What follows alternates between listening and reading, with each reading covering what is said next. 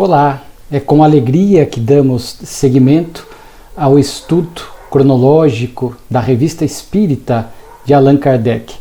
Hoje, estudando o mês de fevereiro de 1869. Estamos chegando aí perto do fim da revista sob os cuidados do codificador, né? Quanto aprendizado, quantas lições. Já foram 133 vídeos gravados, um mês e ano de cada revista, e agora estamos aqui no mês de fevereiro, mas ainda temos lições significativas para o nosso aprendizado doutrinário e espiritual, aumentando cada vez mais a nossa gratidão a Allan Kardec e o reconhecimento do trabalho desta alma missionária na Terra. Aqui no mês de fevereiro, Kardec traz 7 artigos. E o primeiro artigo, ele faz uma conexão com o mês anterior. Quem nos acompanha lembra que Kardec trouxe aquela questão da estatística do Espiritismo. Ele usou como fonte de pesquisa de onde ele retirava os dados para fazer uma estatística que ele próprio disse que era relativa. Ele disse que era das cartas que recebia e dos próprios assinantes da Revista Espírita que lhe permitiram fazer estatísticas. Lembro que ele fez estatísticas muito interessantes em relação às nações, a porcentagem. Muitas vezes ele trouxe ali a questão de o Espiritismo sendo aceito por pessoas de outras religiões, a situação social da pessoa, intelectual, a sua situação, diríamos, emocional, em razão das dores, das aflições, ou de estar com a vida um pouco mais serena na área das lutas, dos desafios. Ele retoma o assunto porque o jornal La Solidarité, a Solidariedade, reproduziu e fez um artigo a respeito dessa estatística. E Kardec menciona isso, que o jornal traz elogios e, em alguns pontos, faz algumas reticências, algumas críticas. Kardec transcreve o texto do jornal por fidelidade. O próprio jornal diz aqui, limitar-nos-emos a constatar com ele que há espíritas em todos os graus da escala social, que a grande maioria dos espíritas se acha entre pessoas esclarecidas e não entre os ignorantes, que o espiritismo se propagou por toda parte, de alto a baixo da escala, que a aflição e a infelicidade são os grandes recrutadores do espiritismo, em razão das consolações e das esperanças que ele proporciona, que o Espiritismo encontra mais fácil acesso entre os incrédulos em matéria religiosa que entre as pessoas que têm uma fé fixa, que depois dos fanáticos, os mais refratários às ideias espíritas são as criaturas cujos pensamentos estão centrados na posse e nos prazeres materiais. Então, veja que foi uma síntese, que nesta parte do artigo o jornal fez, e Kardec aqui vai citando ainda alguns trechos que o jornal traz, e o jornal faz o seguinte acréscimo: engana-se muito a Revista Espírita quando estima apenas em 6 ou 7 milhões o número de espíritas para o mundo inteiro. Evidentemente que se esqueceu de contar a Ásia. Daí o jornal faz menção ao budismo, a algumas doutrinas religiosas, filosofias que vigoravam e vigoram naquela localidade, naquele continente, onde inclusive já estudamos aqui pontos afins entre a doutrina espírita e a doutrina de Lao Tse, de forma que o jornal faz esse comentário e faz algumas análises a respeito desses pontos afins, inclusive cita uma pessoa que foi morar na China e comenta como é que se dava lá a comunicação espiritual, inclusive, diga-se de passagem, um método antigo, arcaico, porque a pessoa pegava uma vara de pescar de 50 a 60 centímetros e na outra extremidade era segurado pelo médium e por uma pessoa que fazia umas perguntas aos espíritos, né? E depois abaixava essa vara e era escrito algo numa camada de areia ou numa caixa contendo pó de milho. Então, à medida que as frases eram formadas, eram lidas e reproduzidas em papel. Daí resultavam frases e escritos longos. Lembramos que Kardec, o nobre codificador, aprimorou esse intercâmbio espiritual, porque no começo tínhamos as cestas, né?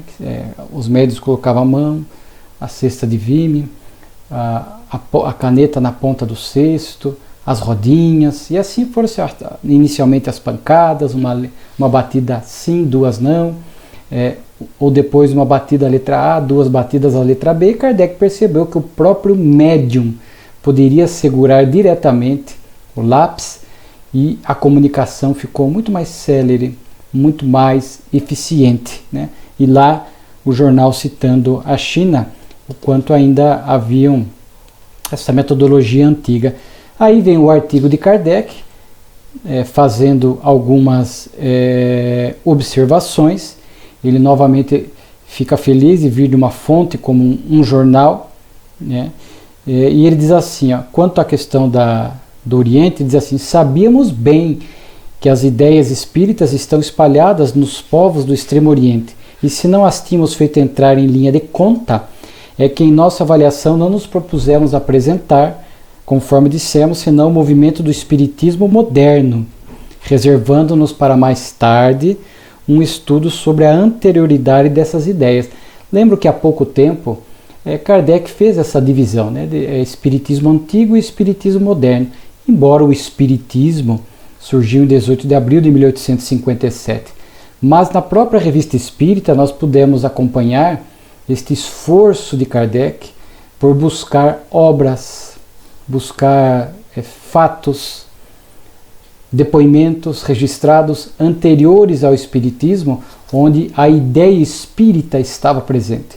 Porque a doutrina foi muito atacada de ser diabólica, de tornar as pessoas loucas, induzir ao suicídio, como se fosse algo novo que chegou na Terra e produziu esses efeitos. Claro que Kardec fez as devidas correções, mas ao apontar que a doutrina, nas suas bases fundamentais, nada trazia de novo, resgatava as leis divinas que estavam dispersas por muitas culturas, religiões, etc., então ela condensa, agrupa imortalidade, intercâmbio, a crença no Deus único, a pluralidade dos mundos habitados, etc. Então Kardec fazia questão de buscar estes registros anteriores ao espiritismo para mostrar o quanto a ideia espírita já existia antes da doutrina, o que ele chamou de espiritismo antigo. E o espiritismo moderno, tudo aquilo que se produziu a partir da vinda da doutrina espírita, 18 de abril de 1857.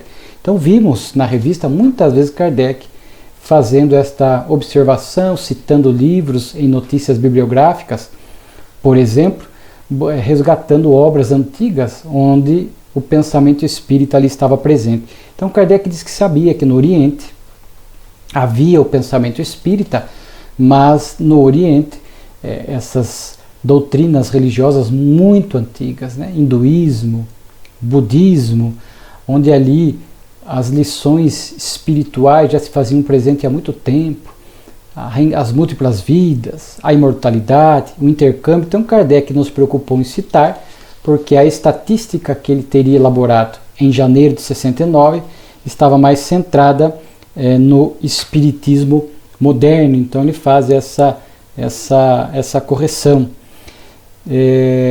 Kardec também faz aqui uma correção quando o jornal traz alguns aspectos discordando, quando Kardec cita a questão dos sensualistas, né? O jornal diz assim: é pena que tudo isto seja fantasia, nada de sensualistas compreende-se, o espiritismo e o materialismo se excluem.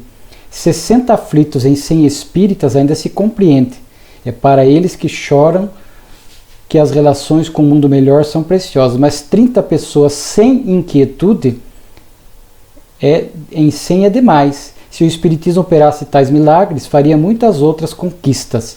Aí Kardec diz: aqui há um erro manifesto, pois pareceria que esse resultado é devido ao Espiritismo, ao passo que é ele que colhe nessas categorias mais ou menos adeptos, conforme as predisposições que se encontra. Então não é que o Espiritismo produziu o sensualismo, não é o Espiritismo que produziu, como ele cita aqui, a questão da sem inquietude, quando a pessoa está sem aflições. Então, não é o Espiritismo que produz, é a pessoa que antes de conhecer a doutrina já era assim. E que determinadas posturas, conceitos, situações vividas pela pessoa é que a predispunham a buscar ou rechaçar a doutrina espírita. Então as pessoas muitas vezes sem inquietude, muitas vezes não buscavam, permaneciam em suas religiões. Aquelas que estavam aflitas, inquietas, se predispunham a buscar, porque a doutrina espírita oferta em abundância o consolo e o esclarecimento. Da mesma forma o sensualista, não é o Espiritismo que produziu os sensualistas, é os sensualistas que evitavam a doutrina espírita pela forma como a doutrina nos propõe a reforma moral, a educação dos sentimentos, a melhora de postura. Kardec diz assim, materialismo e sensualismo não são sinônimos e nem sempre marcham lado a lado. Há pessoas espiritualistas por profissão e por dever que são muito sensuais, ao passo que há materialistas moderados em sua forma de viver. Então vejo, e quando ele cita os felizes do mundo, Kardec fala: entendemos aqueles que aos olhos da multidão assim se passam. É verdade que muitas vezes são os mais inquietos e os mais atormentados. Então, até porque Kardec na estatística fazia essa menção: felizes do mundo. Felizes muitas vezes de aparência, as pessoas, fulano é feliz, o vizinho é feliz, aquele ciclano, porque nós fazemos uma análise muito superficial e externa. Muitas vezes não sabemos os dramas que essas pessoas carregam na intimidade. Por isso Kardec diz, às vezes são mais inquietos, e aflitos. Por quê? Pelas preocupações que lhe causam a fortuna e a ambição.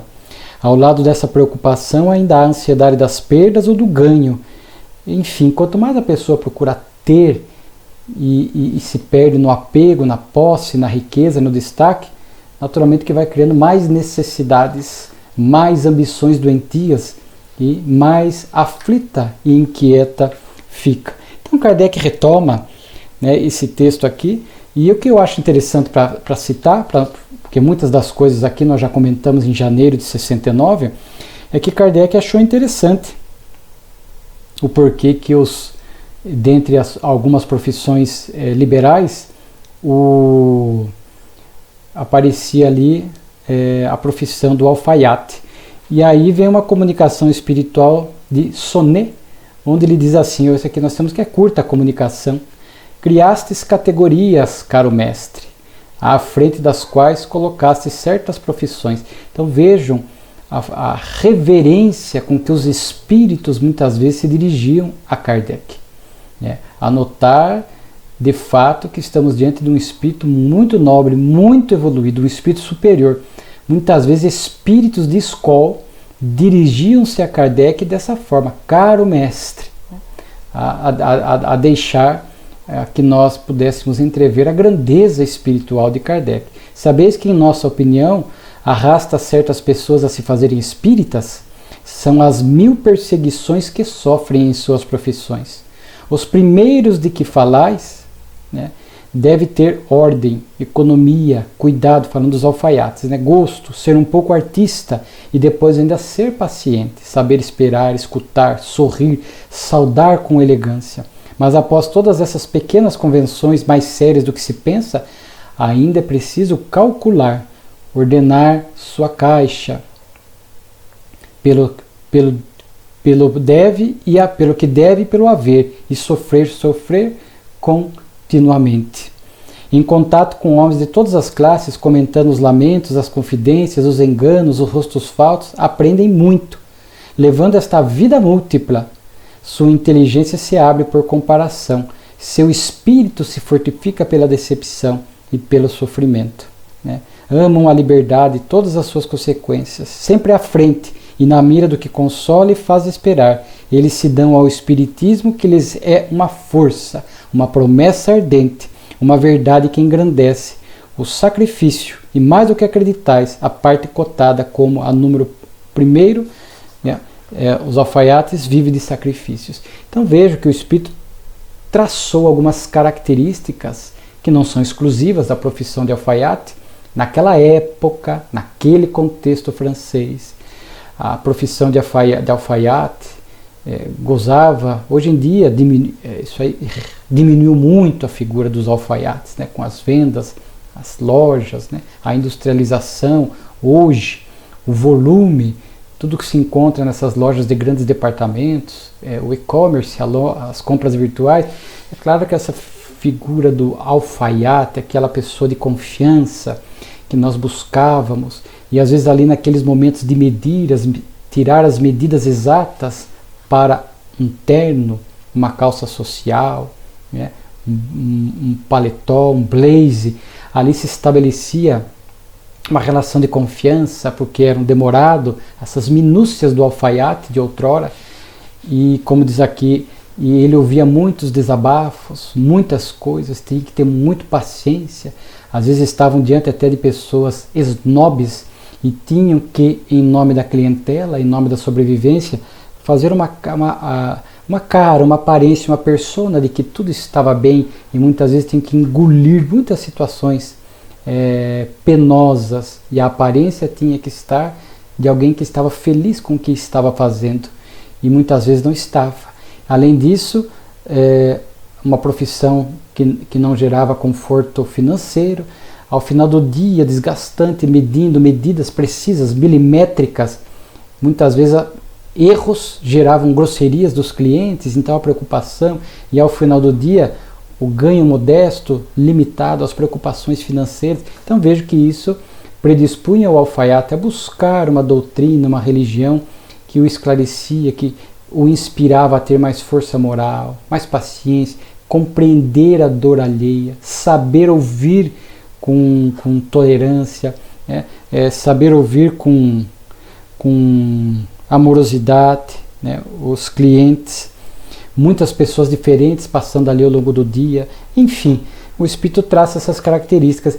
E é claro que muitas profissões de hoje são desgastantes, e muitas acabam sentindo a necessidade de ter uma vivência religiosa mais ativa, uma vivência de espiritualidade, de voluntariado, onde elas se reabastecem espiritualmente.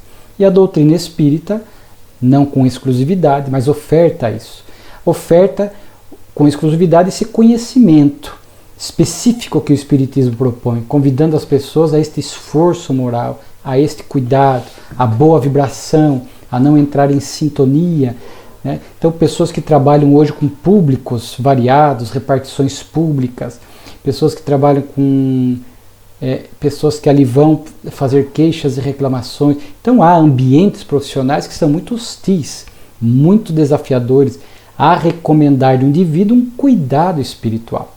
A pessoa tem que sair de casa devidamente preparada, uma boa leitura, o hábito da oração, o autocontrole, a fim de que no serviço não possam perder a calma. E muitas que explodem no serviço, se perturbam, são profundamente infelizes, acabam adoecendo as somatizações. Então a doutrina espírita, até com as pessoas, muitas das quais nós convivemos e que têm desafios hostis no labor profissional, encontram ali na doutrina o esclarecimento necessário, o consolo, a força moral, a reposição das suas energias, a fluidoterapia, a água magnetizada, o ouvir o Evangelho, as tarefas que a casa espírita propõe para que a gente possa se fortalecer, se refazer, progredir intelecto e moralmente, para que naquela repetição diária do compromisso profissional possamos executá-lo da melhor maneira possível, mantendo também dentro do possível uma estabilidade de vibração, para que possamos manter uma sintonia boa, elevada. Não é fácil, há dias difíceis, há dias que não estamos bem, É uma característica da Terra ainda a nossa oscilação vibratória. E há ambientes profissionais que são, repito, profundamente desgastantes do ponto de vista emocional e do ponto de vista fluídico. E num dia que a gente não está bem, absorvemos tudo isso e isso nos faz mal. Então, aproveitando esta comunicação espiritual de Sonet, referindo-se aos alfaiates, nós trazemos algumas características para as profissões do hoje, da atualidade, e vemos que, de fato, muitas pessoas com esses trabalhos realmente que são desgastantes sob todas as óticas, necessitam de uma experiência religiosa mais ativa, mais plena, não aquela por formalidade. Porque há pessoas que vão ao templo religioso uma vez por semana como quem bate um ponto no trabalho. A pessoa vai, às vezes dorme durante o culto, está pensando em outras coisas, é mais para dizer, cumprir com aquele compromisso, vim uma vez por semana no templo religioso, como se só isso, como se este bater ponto no templo religioso resolvesse. Sabemos que para que a nossa presença no templo religioso seja útil e proveitosa, ali temos que estar com a alma. Estudamos em dezembro de 68, também há pouco tempo, Kardec falando das assembleias religiosas, da importância de estar num templo religioso, a comunhão de pensamentos, a reposição das perdas fluídicas, as lições morais repetitivas que são necessárias porque ainda somos espíritos imperfeitos que necessitamos ouvir muitas e muitas vezes as mesmas lições morais para que possamos definitivamente nos modificar. O trabalho, as tarefas, o trabalho voluntariado que os templos oferecem, a casa espírita, o exercício da mediunidade, do passe, do atendimento fraterno. Muitas casas mantêm tarefas sociais, de sopão, de visitar famílias assistidas. Tudo isto vai nos ajudando a manter esta força, este equilíbrio, não só para os desafios profissionais, que às vezes estão intensos, mas também para os demais desafios que a vida nos apresenta. Então, a vivência religiosa é muito importante e a doutrina nos oferece isso em abundância, indo além, porque nos fala das energias, dos fluidos ambientes, nos fala das companhias espirituais, porque uma pessoa que chega em nosso trabalho não é só ela, não é só um cliente, não é só um colega de trabalho. As suas energias, as suas companhias espirituais, se nós não estivermos muito bem cuidado, equilibrado, entramos nestas ondas e muitas vezes nos irritamos, adoecemos no curto, no médio prazo, de forma que este olhar espírita sobre a ambiência espiritual do trabalho das pessoas com as quais convivemos suscita em nós cuidados maiores e compromissos maiores na área da postura, do comportamento, do pensamento e dos valores e ideais que nós almejamos para nós e para a vida. Então é um texto aqui muito interessante que nos permite fazer essas considerações adicionais. E temos aqui também o poder do ridículo. Kardec aqui vai citar uma frase de um jornal que parece que refletia um pouco do pensamento de parte do povo francês, dizendo: na França o ridículo sempre mata. Kardec vai tecer aqui algumas considerações, vai até retificar esta frase, dizendo que, na verdade, na França, ele diz assim, na França, Kardec refazendo a frase, o ridículo sempre mata o que é ridículo. É como se como se a frase originariamente falasse assim: aquilo que é ridículo, que não traz nada de importante, de significativo, de útil, de belo, a França mata. Que a França era com o berço intelectual, a cidade-luz. Então, para lá estavam os holofotes do mundo àquela época. Então, era tudo que era mesquinho, tudo que não tinha muito sentido, muito significado. É como se na França, no solo francês, não florescesse. Na França mata-se o ridículo. E aí Kardec, dentro da sua profundidade de análise, vai até distinguir o ridículo intrínseco e o ridículo extrínseco. O O ridículo intrínseco é aquilo que a coisa por si só, ela é de fato ridícula. Ela própria, entre aspas, se mata, se aniquila, se anula pelo vazio da ideia, pelo vazio do que se propõe, pelo equívoco, enfim. E o ridículo é extrínseco, né? É tudo que vem de fora e derramado sobre uma coisa, né?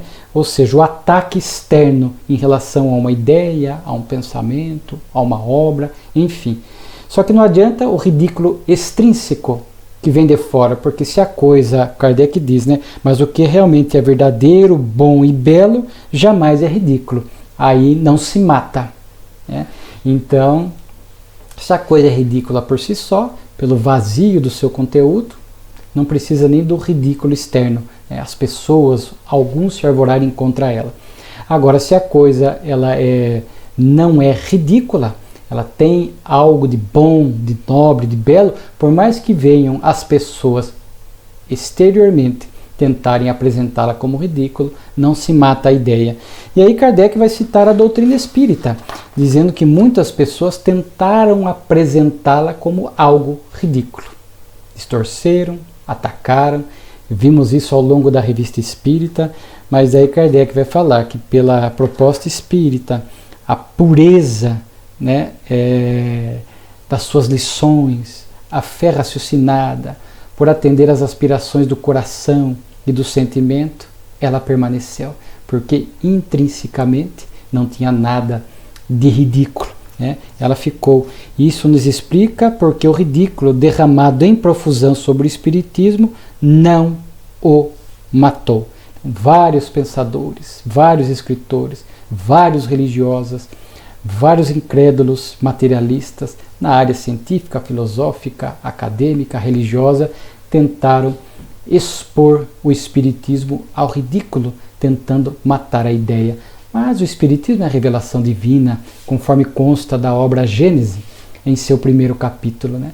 Então, traz o pensamento dos espíritos superiores, amando de Deus. Então, são leis divinas, de forma que não haveria como dissipá-la da terra.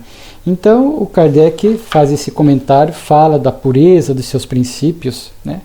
E fala que sua força, referindo-se à doutrina, está no seu caráter moral e é o que lhe não poderão tirar, né? Então veja, cabe aos seus adeptos dedicados fazê-lo respeitar, inicialmente pregando-o pela palavra e pelo exemplo, depois, em nome da doutrina, desaprovando tudo quanto possa prejudicar a consideração do que deve ser rodeado, e assim que poderá desafiar as intrigas, a troça e o ridículo.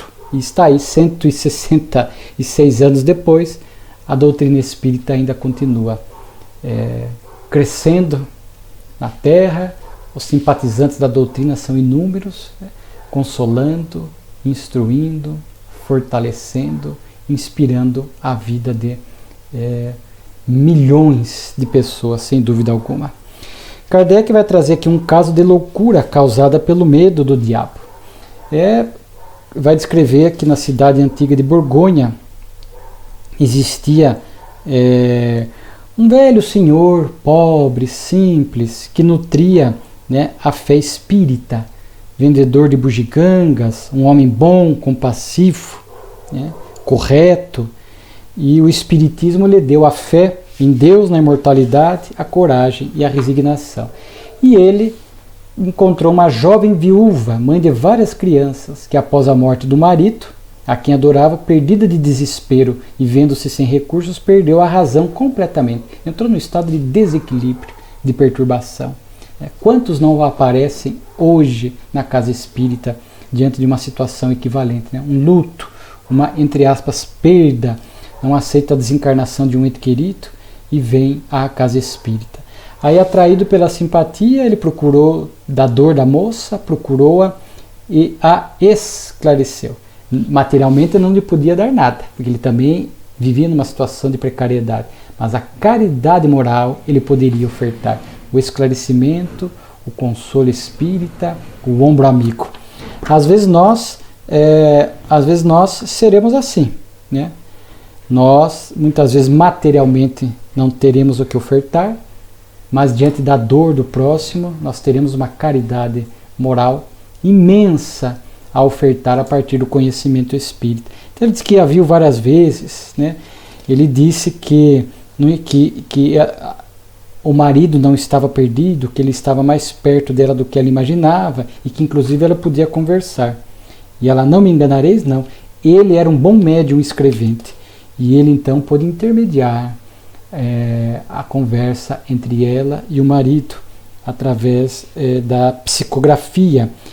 Ele deu respostas, o marido, muito precisas, comprovando que de fato era ele que estava ali consolando a esposa. Encorajava, exortava a resignação e lhe assegurava que um dia iriam encontrar-se.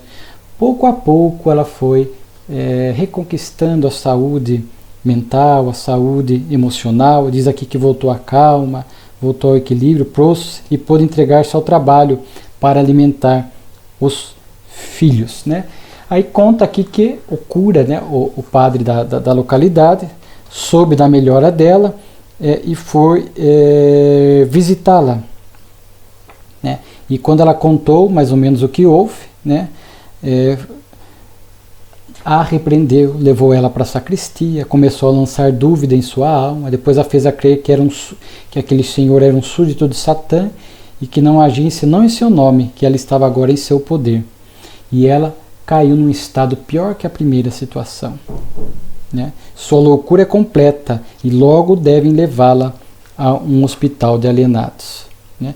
Aí Kardec vai dizer o que havia causado a primeira loucura daquela mulher: o desespero, o que lhe havia restaurado a razão, as consolações do espiritismo, o que a fez recair numa loucura incurável, o fanatismo, o medo do diabo, né? E o medo do inferno. Então aqui é uma situação muito comum naquela época. Hoje há menos animosidades entre as religiões, mas aqui Kardec fala o efeito do medo, né? Então fez com que a mulher, com receio de que aquilo fosse demoníaco, com receio de que, pelo que ela se permitiu ao conversar com aquele senhor espírita, ela pudesse ir para o inferno. Então o medo a levou à loucura. O medo, no passado da nossa história espiritual, quanto ainda muito crianças espirituais, sem muito discernimento, muito apegados aos mitos e às fantasias, nós necessitávamos do medo para frear os nossos impulsos ainda muito equivocados. Mas hoje, já com o avanço da humanidade, do pensamento humano, já em faixas de pensamento mais elevados, de raciocínio, de dedução de ideias, nós já não necessitamos mais do medo. O Espiritismo não explora o medo como meio de converter consciências ou frear atos. Tanto que o Espiritismo não proíbe nada. Diz nosso querido Divaldo em palestras, é uma doutrina de liberdade. Conscientiza, esclarece, e o próprio indivíduo é que vai exercer o controle das próprias atitudes. Nunca encontraremos na literatura espírita é proibido isto, é proibido aquilo, se fizer isso, fizer aquilo. E o medo. A doutrina esclarece, faz com que a gente possa despertar da consciência adormecida e possamos, mais despertos, optar, eleger por condutas mais equilibradas, né? Então o medo teve este papel lá no passado da Terra, enquanto crianças, mas hoje já não é mais desejável e nem esperado, pelo avanço do pensamento, do conhecimento, de tudo mais, que se utilize do medo para frear os impulsos, né? Há espíritos que ainda estão nesta faixa primária, ainda estão. A Terra é um mundo de provas e expiações, mas há espíritos que ainda estão nas faixas do primarismo e que não se dão muito bem com doutrinas como o Espiritismo, que esclarecem e aguardam o despertar da consciência e a mudança de comportamento. Há alguns que ainda estão na faixa do medo, né? Mas a doutrina espírita não trabalha e entendemos que o momento é da fé raciocinada, conforme vimos agora há pouco, atender às aspirações do coração e da inteligência, a fim de que, conscientes das leis de Deus, daquilo que nós podemos e não devemos fazer, possamos ter condutas mais equilibradas. E aqui temos um espírito que julga sonhar e, na sequência, um espírito que se julga proprietário. São dois casos que estão entranhados pela lição moral que trazem.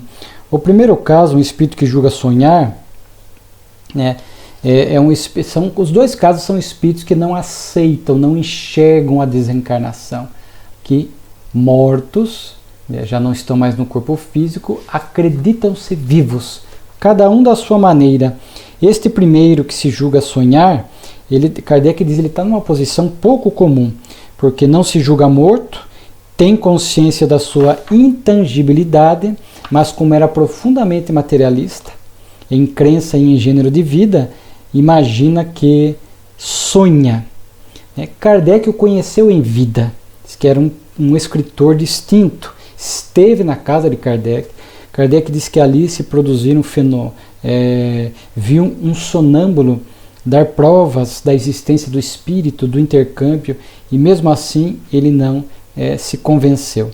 Depois da desencarnação, ele foi dar comunicação no grupo que havia na casa do senhor Delian, o grupo do senhor Delian, e ele vinha falar: que sonho que estou, sinto-me arrastado por um turbilhão, que brincadeira esquisita, um grupo espírita, né? Daí ele fala daquele momento que esteve na casa de Kardec e tudo mais, né? Então ele não percebe, ele defende a todo custo que ele está num estado de sono. Estou sonhando, né? Estou sonhando. Questiona, né, a reencarnação, questiona muitas coisas. Ele deu uma segunda comunicação, onde Kardec fala que é uma comunicação longa, né, que ele não poderia reproduzir aqui na revista, mas num dado momento, o médium ou o dialogador que estava ali falando com ele, propôs algo para ele pensar. Aliás, muitas vezes até conforme o contexto da reunião mediúnica, a situação do espírito comunicante, vemos alguns dialogadores que usam essa metodologia, que é espíritos que aparecem ainda nas reuniões mediúnicas, se julgam vivos, né, não aceitam a desencarnação, estão num estado meio de confusão mental e muitas vezes acham que estão vivos. Aqui achar-se que está num sonho é algo diferente, não é algo tão comum, por isso Kardec fala um caso incomum, mas que se acham vivos, que não entendem bem a situação, porque que os familiares não enxergam, não falam com ele, estão ignorando. Nós vamos ver até o segundo caso assim. E para este primeiro espírito, o dialogador falou: olha o corpo pelo qual você fala, é um corpo magro, e o vosso era gordo, porque o conheceu em vida. Onde está o seu verdadeiro corpo? Não está aqui, não está em vossa casa? E aí o espírito ficou meio assim, e olha a resposta que ele dá: quando não se quer enxergar, a pessoa diz qualquer coisa, né? Efeitos bizarros do sonho, né? Efeitos bizarros dos sonhos, né? Então, já vimos em reunião mediúnica o espírito muitas vezes achar estranho: pois este corpo não é meu, como é que eu estou? É mais comum a psicofonia, né? Estou falando através deste homem ou desta mulher, quando há o gênero invertido, o espírito está com as roupagens, a aparência, a última reencarnação de gênero masculino, e falando através de uma médium, né? Então, o espírito muitas vezes cai em si a partir desta boa provocação do dialogador, para que ele perceba. Quando o dialogador percebe que vale a pena ir por esse caminho, para que ele possa falar: ué, este corpo não é meu, o que será que aconteceu? Para que a partir dali o espírito comece ao menos a refletir e a se questionar intimamente o porquê daquela situação. Muitas vezes o espírito ali, conforme a condição espiritual de cada um, que é muito particular, alguns ali mesmo já falam: puxa, então eu desencarnei, puxa, então eu morri, reconhecem. Outros ficam no estado de dúvida, de confusão, e o dialogador respeita, não deve violar consciências. Muitas vezes esses espíritos são adormecidos, para que depois despertem e o atendimento seja feito em continuidade pela equipe espiritual na ambiência da casa espírita, onde sem pressa, porque os benfeitores não têm pressa, vão aguardar que depois de um dormir, ao ele acordar e continuar pensando naquela situação e em outras que ele não consegue resolver, ele possa muitas vezes por si só reconhecer a sua situação de espírito desencarnado, né? Então Kardec fala aqui na observação que era um espírito muito sensualista, né, que não teria aceitado o espiritismo, né, conforme os sensualistas lá da estatística do espiritismo, né, preferia continuar num comportamento de apego, de sensualidade, de prazer irresponsável, do que, ao conhecer a doutrina, promover o bom combate. O que se julgava proprietário, na casa de um dos membros da Sociedade de Paris, começou a tocar a campainha e ia ver, não tinha ninguém. Tomaram todas as cautelas para que afastar toda a causa material, que é o que se recomenda. Afastada as causas materiais, puderam perceber que era um espírito. Na reunião mediúnica, esse espírito se comunica e também não reconhecia a sua situação de desencarnado. Muito apegado aqui, ele faz a descrição da vida dele, da infância, dos ganhos da família, dos filhos, né? Estava preocupado que eles eram gastadores, e fala que foi até a casa ali porque era uma antiga propriedade sua, ele tinha o hábito de visitar as propriedades, ficou sabendo que ali estava tendo uma reunião de espíritas, né? Ficou curioso, adentrou, mas ele não percebia. Mas ele fala que, engraçado, os meus funcionários estão me ignorando, não falam comigo, mas creio que é de propósito. Sem dúvida querem tornar-me louco para se livrarem de mim e ficarem com o meu dinheiro. Então veja que o espírito vai arrumando outros. O outro, quando questionado, ele diz, né, efeitos bizarros dos sonhos. Esse não, mas estão querendo me enlouquecer, há um propósito, estão me ignorando para ficar com o meu dinheiro e tal. Então você vê que os espíritos vão arrumando, né? Aí ele volta para uma segunda comunicação, onde já foi mencionado, talvez pelo dialogador, talvez pela equipe espiritual, porque ele volta em uma segunda comunicação uma semana depois, dizeis que estou morto, mas pensai bem no que dizeis. Pretendeis que meus filhos não me veem nem me escutam? Tomai-me por uma criança? Então ele começa a questionar. Veja, talvez sintam bem a minha asma. Eu achei tão interessante, a minha asma. E depois ele cita que encontrou outros espíritos que estavam com reumatismo. Quando o espírito é muito apegado à matéria, se permitiu pouca vivência espiritual, o que acontece? Ele desencarna, e porque ainda apegado, a mente ligada às coisas da terra, o corpo, o apego, acha-se vivo, muitas vezes ele reproduz as sensações que tinha durante a vida física. Asma, reumatismo, determinadas dores. Merece aqui, fica a indicação para leitura e estudo do item 257 de O Livro dos Espíritos, Sensação nos Espíritos, onde os espíritos vão dizer que muitas vezes é recordação das impressões que teve durante a vida. Frio, sono, fome, asma, reumatismo, às vezes as doenças prolongadas ou a doença que causou a desencarnação, o espírito ainda leva, né, essas impressões, a sensação de estar ainda com a mesma dor, com a mesma doença, por conta desse aprisionamento da mente, ainda ligado às coisas da terra, ao corpo, aqui em especial não aceitar ou não enxergar a própria desencarnação, vai gerando estas sensações no espírito. Muitas vezes não é uma impressão do que o espírito viveu, porque às vezes ele descreve sensações que ele não teve em vida, mas muitas vezes o espírito está em situação tão materializado, perispírito tão denso e grosseiro, que ele experimenta situações dolorosas no mundo espiritual que produzem nele sensações e dores desagradáveis. Então existem estas duas situações, né? Então a gente percebe que, fazendo uma comparação com aquela lição do Evangelho de Lázaro, que está aqui, nós até separamos no Evangelho de João, capítulo 11, de 1, versículos 1 a 44, quando Jesus vai lá tirar Lázaro da letargia chamada ressurreição de Lázaro. À luz da doutrina, sabemos que ele não estava morto, não houve desencarnação, não houve rompimento dos laços que unem o espírito ao corpo, porque se houvesse consumado a desencarnação, Jesus não poderia trazê-lo de volta à vida, e nem feriria, não vim para descumprir as leis, nem feriria esta lei divina. Mas Jesus sabia que era um estado de letargia, um estado aparente de morte, as funções vitais estavam mínimas. Naquela época acreditava-se morto. Aí Jesus, não, Lázaro vive, dorme, vai, chama-o para fora da sepultura e ele dali sai. E daí Jesus diz a Marta: eu sou a ressurreição e a vida, quem crê em mim, mesmo se morrer, viverá.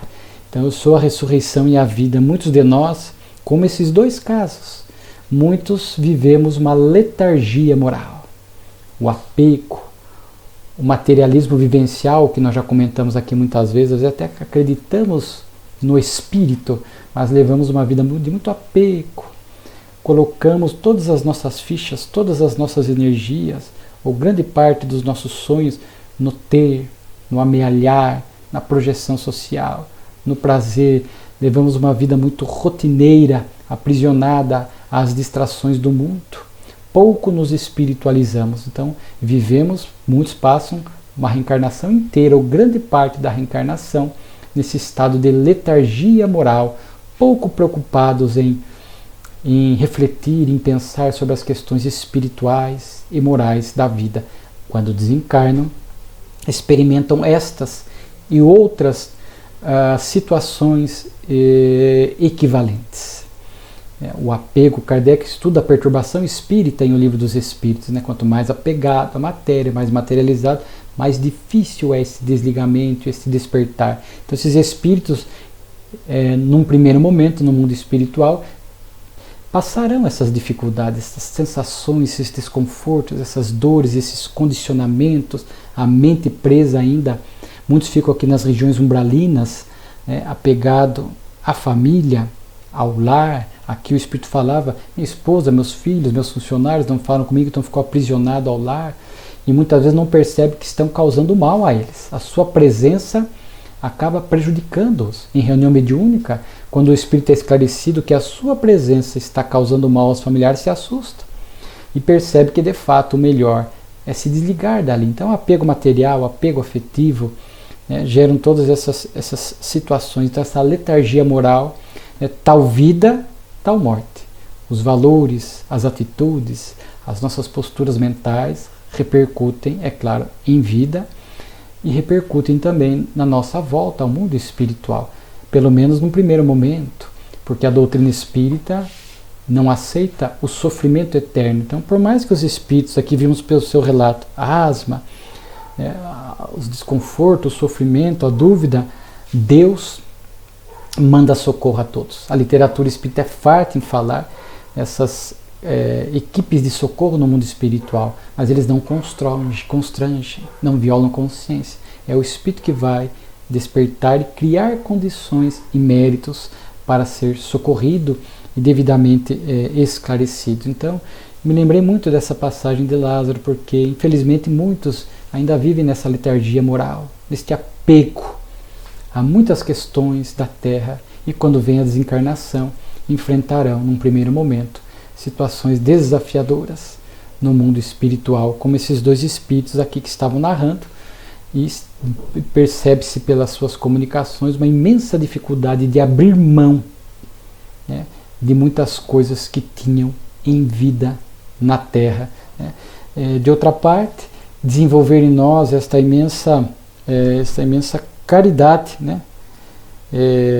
para o sofrimento dos espíritos. Vemos relatos, sofrimentos diversificados. Para nós, o exercício da caridade, ao orar por esses espíritos em sofrimento no mundo espiritual, a oração será para eles lenitiva e força para um recomeço. Então, e aí Kardec fala que a visão de Pergolesi, compositor, organista e violinista italiano de ópera e música sacra, aqui vai se falar um pouco da vida de Pergolesi. Quando menino, a mãe cantava, ele bem pequeno já, os olhos, a alegria de ouvir a mãe cantando, escutando a mãe, e depois já como apresentando a sua aptidão artística, a melancolia, né, e tudo mais. Então é como se fosse uma sucinta biografia, né, dele, e muitos espíritos que vieram em missão na música, na arte, porque deixaram regiões mais equilibradas, muitas vezes moradas, planetas mais equilibrados, como já vimos aqui na Revista Espírita, Mozart, e vem para a Terra e tentando trazer para um mundo atrasado as melodias celestes. Muitos acabam entrando o que era meio comum a esses tipos de espíritos com essa vocação artística, um certo grau de melancolia, que o Evangelho segundo o Espiritismo estuda, esta saudade daquelas regiões mais felizes, mais equilibradas, da nossa pátria espiritual, e o Espírito vem, nesses casos, esses artistas, para às vezes em missão aqui na Terra, para o aprimoramento da música, da poesia, da literatura e da arte. Estamos longe ainda, porque vemos o quanto a nossa música, a nossa literatura precisa se aprimorar para caminhar na direção do divino. Já vimos vários artigos aqui na revista sobre a arte espírita, o quanto o espiritismo incentiva isso. E aqui esta biografia fala, e tudo aquilo que a doutrina já nos mostrava, que de fato uma alma que veio com este compromisso na arte. Inclusive narra-se aqui que ele estava numa verdadeira situação de êxtase, ouvindo melodias celestes, ouvindo notas musicais, quando ele consegue compor o Stabat Mater, não sei se assim se pronuncia, o Stabat Mater, que é um canto sacro conhecido, até há pouco coloquei aqui no YouTube para escutar um pouco, recomendo. Escreve S-T-A-B-A-T-M-A-T-E-R, Stabat Mater, né, de Pergolesi, e foi num estado de êxtase, o que é perfeitamente possível e compreensível diante da doutrina espírita. Muitos artistas conseguiram decodificar estas músicas celestes que vinham do mundo espiritual elevado.